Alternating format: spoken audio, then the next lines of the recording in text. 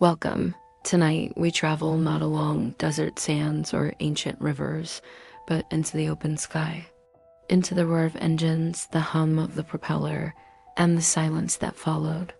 This is the story of a woman who dared to rise above the clouds, a pioneer, a dreamer, a symbol of courage. Her name was Amelia Earhart. She was not born into legend, she became one through grit, bravery, and the unshakable belief that women could fly just as high as any man. Amelia Mary Earhart was born on July 24th, 1897, in Atchison, Kansas. From the beginning, she was different, adventurous, independent. As a child, she climbed trees, hunted rats with a rifle, and built makeshift roller coasters in her backyard. Her mother encouraged freedom, refusing to dress her daughters in restrictive Victorian clothes. She called herself Akaz and didn't care for being proper. She wanted to be free.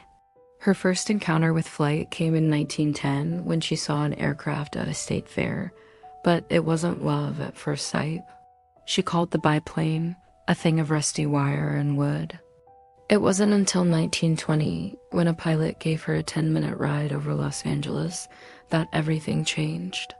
She later said, "As soon as we left the ground, I knew I had to fly." Amelia began flying lessons with Netta Smook, one of the few female aviators of the time.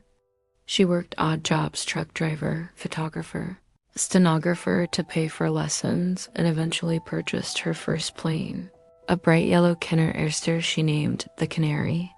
In 1923, she earned her pilot's license, becoming only the 16th woman in the world to do so. Her ambition soared. She didn't want to follow the rules, she wanted to change them. In 1928, Amelia was invited to join a transatlantic flight. Though she was only a passenger, it made headlines around the world. The press called her Lady Lindy, likening her to Charles Lindbergh, but Amelia wasn't content with being a symbol. She wanted to take the controls herself. In 1932, she flew solo across the Atlantic Ocean, from Newfoundland to Ireland, becoming the first woman to do so. She braved icy winds, fatigue, and technical difficulties, but when she landed in a green Irish field, she had written her name into history.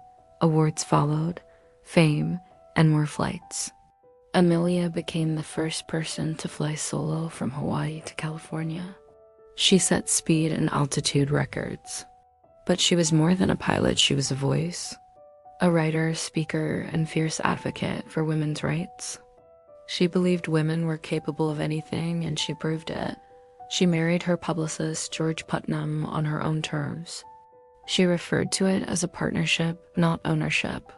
She even helped found the 99s, a support organization for women in aviation, which still exists today. Then came her most ambitious journey yet. In 1937, she set out to circumnavigate the globe, flying around the equator, nearly 29,000 miles.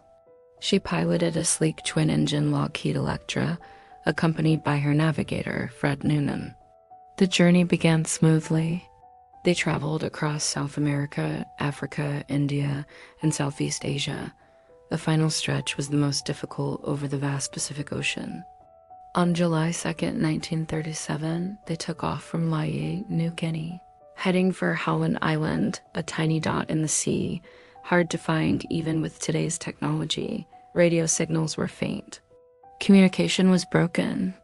Despite a massive search effort authorized by President Roosevelt, Amelia and Fred disappeared. No wreckage, no clues. Just silence. The world waited. But they never returned. To this day, the mystery remains. Did they crash into the ocean? Did they survive on a remote island?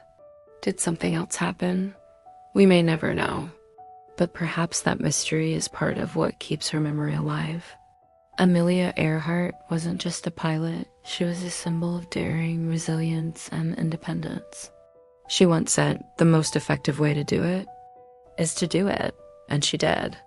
Her plane vanished, but her legacy never did. Her courage continues to inspire generations to rise, to dream, to defy expectations, and to fly in whatever way they can. Thank you for listening. Let her courage lift you.